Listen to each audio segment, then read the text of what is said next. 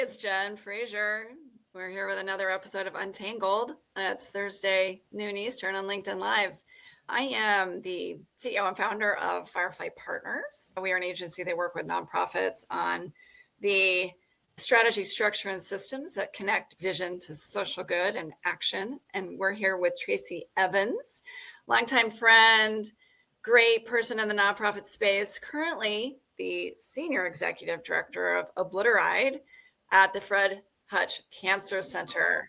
Tracy, thank you for joining me. Yeah, well, thank you for having me. It's good to see you. Good to see you as well.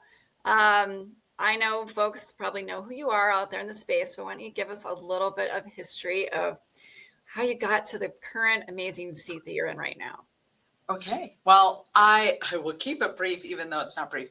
I've been working in the peer-to-peer space for almost 25 years.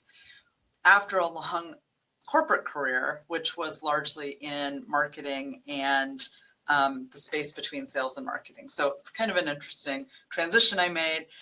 And I made it because I did a marathon with Team and Training in 1997 and loved everything about peer-to-peer fundraising. Got super involved with LLS, now Blood Cancer United. And at one point, my job at DHL, Worldwide Express, was ending because they were moving to Florida. That's another story. And I had this opportunity to figure out what I wanted to do, and I had a lot of time to do it. So I ended up being the director of the program, Team and Training program in San Francisco. Nice. At that time was the largest program in the country. And I was there for a couple of years and then moved to the national staff. So in total, I was there for 13 years. Okay. Last role was national director with Team and Training. And really, my role on the national staff for 11 years was about being a consultant internally with chapters. So I'll come back to that because I think it's an important part of the story. Yeah. I then hopped over to the Lupus Foundation for a minute, and then I was the really the executive director, ride director of AIDS Life Cycle for 7 years, which was a really great experience, wonderful experience. And now I have been at the Fred Hutch Cancer Center for a year. Yay! Super Very exciting. I mean, they've definitely brought in someone that knows the ups and downs and ins and outs and all the things that we're putting together, all the peer-to-peer and a big ride. So our topic today is perfect the basics to reach your goals. When we were talking about what we want to talk today, there's so many things. Firefly and, at SFAF and the AIDS life cycle work, we went through a lot of different things going around technology and trying to make the technology, bend over backwards and do all the things and jump through hoops and all these things to try and make sure that the ride was going off without a hitch and that the user experience was really great. And I'm curious, obviously, we've talked about some of the differences in where you are now, and we can talk about that. But it really is like this idea of let's get back to the basics. So tell me about what that means to you and kind of how you're bringing that into your current role. Yeah. And I think when I said, I was largely an internal consultant at Team and Training, I worked with at one point 14 chapters to help their programs grow and thrive and be great. And I kind of started this then. My mantra is, I don't know that it's a mantra. It's too long to be a mantra. There are 4 levers we can pull to be successful. We can recruit well, we can retain well, we can fundraise well. And once someone is inside of our system, we can get them engaged with the mission well. If we do those things, and if we stay focused on those things, everything else just works. And so at the end of the day, everything we do has to be in service of one of those 4 levers, I think. And so when we are, and also I use those to break up a season. We all work in a seasonal way with whether it is an 8-month season, a 6-month season, but it's all about we're recruiting and then we're getting people up and going, and we want to have them complete the event. We want them to show up to the event, be wildly successful in fundraising. So every part of that season needs to be considered one of those levers or how we're implementing one of those levers. So then when we talk about technology, yeah, we did go through some wild times as we were making a systems change that was super complex for a variety of reasons, not the least of which was AIDS Life Cycle was owned by two separate agencies. And so there was complexity in that model For sure. where the participant experience needed to be seamless and not seem like there were two different entities involved, but the back end had certain things. Additionally, it was just complex to get it up and going, and some of the it was complicated. It was complicated.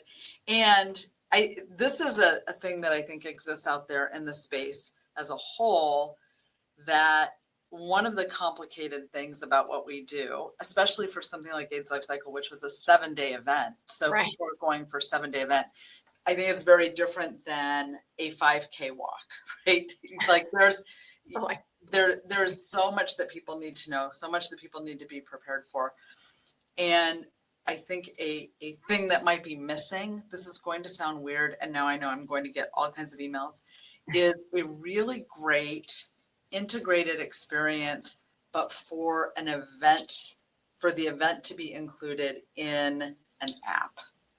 So if you think about, there are several different organizations out there that have apps. Some of the native, is that the right word? I'm not a tech person, so I'm a fundraiser, but some of the technology out there has an app that's complementary. Sometimes we have to build an app or have a third party do an app. That's generally based on fundraising and doesn't have things like the route maps and the information about camp and what do I need to do in the morning and announcements and things like that. So, some of the complication that we ran up against when we were building that new system at AIDS Life Cycle was, how do we have this information in the right place and not have it be yet another app? Right. Which, by the way, tends to happen. So now you have an event app, you have a fundraising app, you have your portal that is a desktop portal. As a user, this doesn't make sense. No. It needs to be easy and seamless. At the same time, we're all balancing really tight budgets, really tight time, and really limited resources. So we could spend all kinds of time and all kinds of money building the most beautiful, articulate thing. Sadly, those things are not unlimited. I mean, I feel like you're preaching to the choir over here for sure. We come into situations where lots of organizations have very complicated, very intricate, sort of like house of cards sometimes, of like all of these systems, and they've really gotten complicated because there's a lot of really cool things technology can do.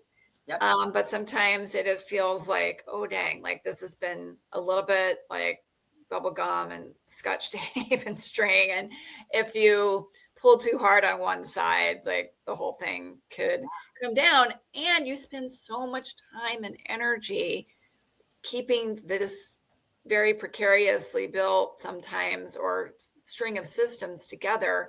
To your point, you sometimes lose a little bit of a focus back on what are we doing here? Or you spend too much time, trying to fix or keep the tech running, that you're not back to like the basics. That's what we're here talking about. Not back to the basics.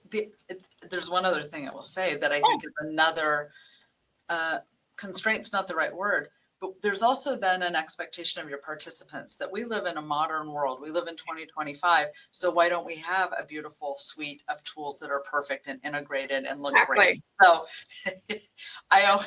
when people ask me, I say, well, we could put money to that, or we could put money to the mission. Like, I'm here to fund the mission. And so sometimes it looks a little rough around the edges, but there we are. Back to the basics. Back to the basics. But I'd say, spoiler alert, we work with organizations of all sizes, and no one that I've ever worked with has like the perfect, back end system that's like perfectly seamless and does all the things. And I don't even think, a lot of corporate side has it all, okay, maybe Apple, whatever, there's some people that like have it all dialed.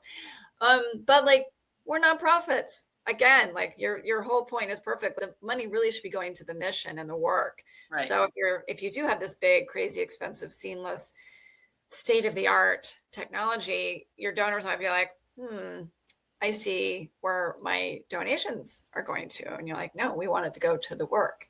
Yeah. That's why we're here. Yeah. Yeah. I'm not saying it should look terrible. No. It should look great. It should look integrated. It should be a good experience.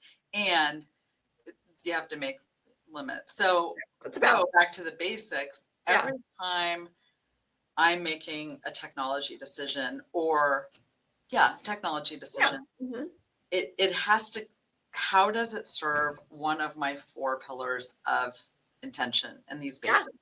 And there are a lot of times when, we'll go to conferences or we'll see a lot of different presentations or we'll get calls from, we have the latest, greatest. Can't tell you how many times over 25 years I've listened to a presentation or a pitch about a bright, shiny object that seems cool, but literally would not serve or enhance any of the tools we already had.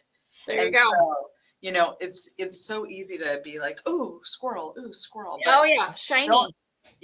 Shiny, pretty things. I like shiny, pretty things, but they have to work.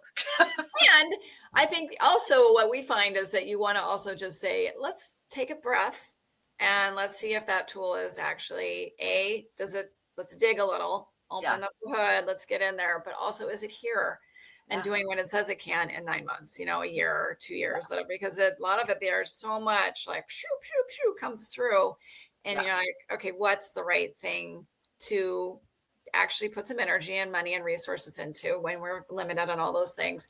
And to your point, is it helping? Is it changing? Are we just going to move over to something or jam another thing in because it's the cool new thing and it doesn't really enhance the user experience? Because at the end of the day, you have your 4 pillars, but your main audiences are obviously my participants, my fundraisers, but also your team trying to run this thing. You're like, you're going to throw another tool onto your team who's also trying to manage all of the technology to help make sure that the participants have a good experience and the fundraising goes through and, blah, blah, blah. They get to tell me what size t-shirt they want and all the other random, amazing things you're trying to get back to the user. Let's make sure that the new technology is, enhancing both the user experience and the team on the back end who, like you, most folks who get into nonprofit, again, not technologists, not really, hiring this big team of,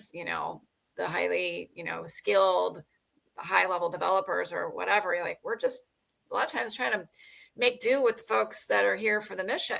And you want to make sure that the tools aren't going to overcomplicate their lives unnecessarily. I think that's where, I've appreciated our relationship, especially when we were going through all that craziness, but having a great partner in strategy, having a great partner that you can say, and actually, I'm going to back up. I'm going to say, should never lead with the bright, shiny thing. You should lead with, where are you trying to go? Right. What are you trying to do? And, maybe what you're trying to do is have better communication with your participants. Who isn't? I mean, we have 400 ways to communicate and none of them work great. So, maybe you're trying to streamline communications and figure out like what's the best path of bringing in communications so that when we are doing recruitment, when we are doing fundraising coaching, we're actually reaching people. And I think that's where having a great strategic partner who knows the landscape of all the bright, shiny things can help build the right stack, can help roadmap how we're going to get to nirvana of communications. And if anybody can do that, let's talk. We've got to, like, and I'm available. I'm taking calls. No, I know it's very tricky when you get sort of kind of in this layered experience that you all are in, and you have all the tools, all the teams, all the people. Like, let's just get back to I like the 4 pillars, and I think other organizations If you're not doing peer-to-peer, totally fine. It all is the same Yeah. thing. It also applies. You have to be like, what are we fundamentally trying to do? Where are we trying to go? Where it's back to what we are always like, what's that journey? Yeah. Where are we trying to take folks? And like, let's not lose sight of the basics of like, oh, great, we have awareness, we have understanding, we have blah, blah, blah. You take people through, there's a journey. Yep. Go back to that journey and just make sure you're really thinking through each step of that journey and you're making it as simple as possible for your audiences to take that next step. Like you're not sending them 75 different like confused messages or making them sign up for 16 different apps and all these different things. You're like, we're trying to get people to come raise money, do a ride or walk, like Right. it's not, let's bring it down. Yeah. Bring it down. So how are you bringing in or some of this to like you've told me a couple different times, the approach inside Fred Hutch, it's like, I like to think about this space and time too, where someone comes in, has done a lot of great work at a different org and you come into a new org. How have things shifted or what's some of the stuff you're bringing some of this experience into the, already well-established, obviously, amazing organization and great work. What's going on? How's that work? Great experience here, already really established. That's a fun marriage. What's happening?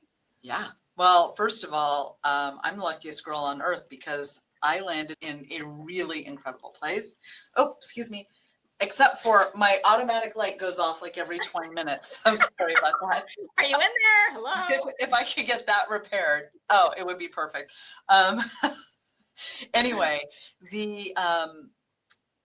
I came into an organization that I think has nailed the idea of a matrixed organization. We are a peer-to-peer event. We don't stand alone. We sit squarely in the middle of a very large philanthropy organization there's donor communications, there's donor marketing, there is a whole systems group, there's a reporting group. And of course, there's the major gifts and leadership gifts and principal gifts officers. So we sit in the middle of all of this. Yeah. Obliteride started 13 years ago and was kind of plopped in the middle of it and had a lot of people working on it, all from really what I would say the perspective of donor development. Well, donor development goes like this. Someone takes an action, they get put into a moves management plan. Right. At some point, we take an action, they take an action, blah, blah, blah. Well, in peer-to-peer fundraising, we don't have time for that. Right. We have to proactively be driving people for success. So when I came in, we added a couple staff members. We focused everybody's attention external, not on logistics and internal operations, but really externally on relationship development and working with people. So I have one person who, the Fred Hutch Cancer Center, if you don't know, has 6,000 employees. We are a very large organization. Wow. We are the adult oncology part of the UW Medicine, and we have a really very large research organization. We started as a research organization. We have a clinic, so it's a big organization. So one of my staff is focused on employee engagement, staff and employee engagement, which is a lot more than it sounds, because I'm going to come back to that. We have someone focused on friends and family, and we have someone focused on corporate. So their roles are external facing, and it wasn't organized like this before. People were just, the duck feet were going really fast under the water to keep all the logistics going of everything. Yeah. So really being intentional with relationships. It's interesting here as well that Obliteride is a unique event in that our participants can designate a faculty member, a cancer family, or a project that their fundraising goes to. They have like 600 options. It's amazing. That's cool. It's complicated though, right? But that relationship, especially right now, funding is precarious in science. So here we are. The ability for people to directly raise money for what they care about at such a large place is really incredible. So we took all of this and that work was already in place, but really shifted the model of what we were doing so that we could be more effective and more immediate. We had a temp who, her job, I called her job the Smiler and Dialer, and her whole job was to call first and second year participants and welcome them to Obliterate and get them going, answer their questions and go for it. So we also did things like at one point, the welcome series was eliminated because we couldn't segment. I mean, we couldn't personalize. I'm like, well, we're going to change that. Let's personalize 2025. And we definitely need the welcome series. Well, guess what? We had a 60% open rate across all three segments, first year, second year, and multi-year. Amazing. Isn't that crazy? That is amazing. So you just have to, look at what are the tools that we have? How can we use them? How can we get people engaged very quickly? That's peer-to-peer. Obviously the donor development side of the house, which is significantly larger than the Obliterate team, is amazing and raises incredible amounts of money and is just great. So, but it's a totally different strategy. I mean, again, back to that's a really good, important lesson here too, is obviously let's make sure you have the right strategy for your specific, piece of the pie. You're trying to do a very specific thing. You can't sort of jam other ways of, strategically developing donors. Yeah, that takes a really long time, and it's carefully steps and blah blah blah. You're like, no, people are registering. We gotta get them in. We gotta start them down this engagement path in 5 seconds. We don't have a lot of time. And so I think back to your basics are different than the basics of the larger sort of development team and other sorts of donor development work. So I think that's also really important. I do see some misfits sometimes of that, strategies aren't matching the team that's doing the specific work inside an organization, or the kind of these overarching philosophies sort of get appropriated to the wrong team. So you have to be wait. Again, what are we trying to do? Fundamentally, sometimes I think it's good for teams to just stop, break it down. We have got these kind of goals. We have these kinds of timelines. We can't apply these kinds of strategies and principles over here. It's not going to work. But I think that sometimes it's nice to have a fresh set of eyes in there to kind of say, hey, this is a different little landscape we're working in over here. And so we need some different things. But I think you also said something that is basically near and dear to my heart, which is do the best you can with the tools that you've got. Yeah. Before you try to go get the other, again, shiny object. I think I feel like we've slowed down a little bit in the last couple of years. There was a frenzy in there for many, many years of just, I got to go to the new tool. I got to go to the new thing. I got to try the thing. I got to get out of here. This isn't working. And even some of the, long-time tools in the space they're a good workhorse. They can still do it. We sure do have a good workhorse here. It's but again, you have to think about all the fundamentals around that tool. Maybe does the tool do the fundamentals of the work that you're trying to do? And can you just again, keep going back to the basics and just keep plugging away at it? Yes, because again, the tools are just the tools, because we all know that it's the relationship building and other things that are happening. The experience of the ride, all the events are really the thing that keep people coming back year over year. Yeah. The technology, ooh, that was a really cool tool and a really great registration process. I'll do that event again. No, the event, event. The personal experience, the connection, the event itself, that's what brings people back. But we sure do hear about it when the technology is not awesome, don't we? But can your participants get past kind of a less than optimal registration experience and still obviously want to come back and do the event again? Do you think that they can? But I think if you're going to spend, I will say, I think if you're going to spend time honing something with technology, that registration experience, that is the front door to the event, and first impressions make a lot of impression. All right. So great. Well, that's actually a great key takeaway besides, getting back to the basics? Yeah.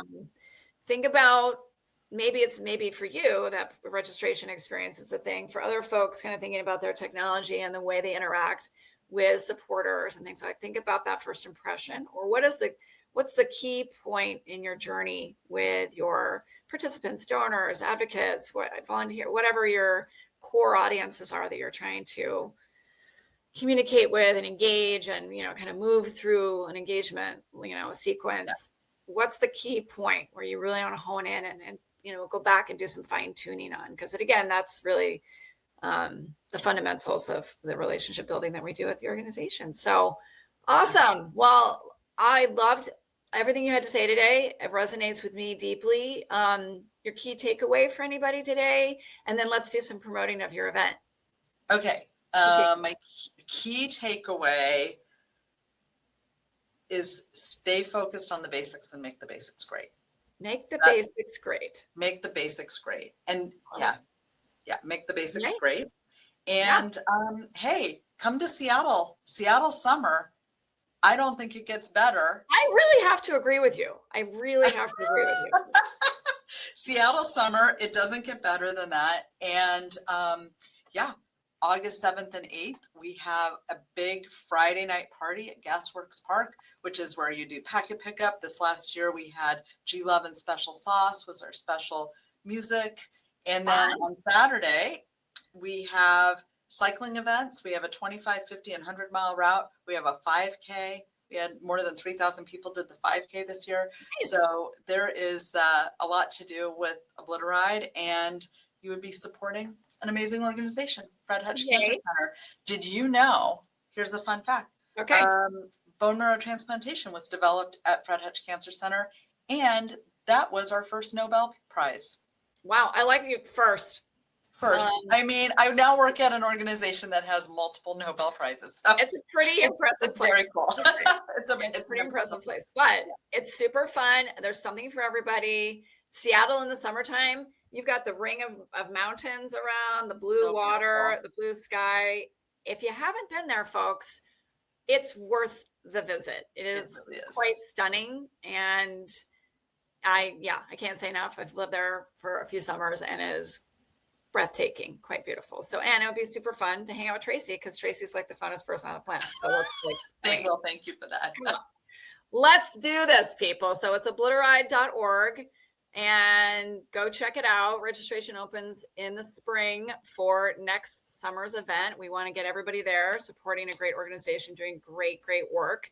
Tracy, thank you so much for joining us and dropping some wisdom and helping people get back to their fundamentals and don't get distracted by the crazy technology. Next week on UnTangled, I'm going to be joined by Duncan McGovern, who's the principal over at Pedal Lucid, a CRM and strategy agency in the nonprofit space. And we're going to talk about why it all starts with your data strategy. And don't forget your data strategy. You got to get the right people talking about the right things, the right message out there. There's a lot to talk about. So we're going to go deeper and nerd out on data strategy next week. But Tracy's talking about the fundamentals with us today. And it's been great. Appreciate you. And next week, we'll see you again at noon Eastern on LinkedIn Live. Thanks, everybody. Have a great rest of your day. Bye. Bye, everyone.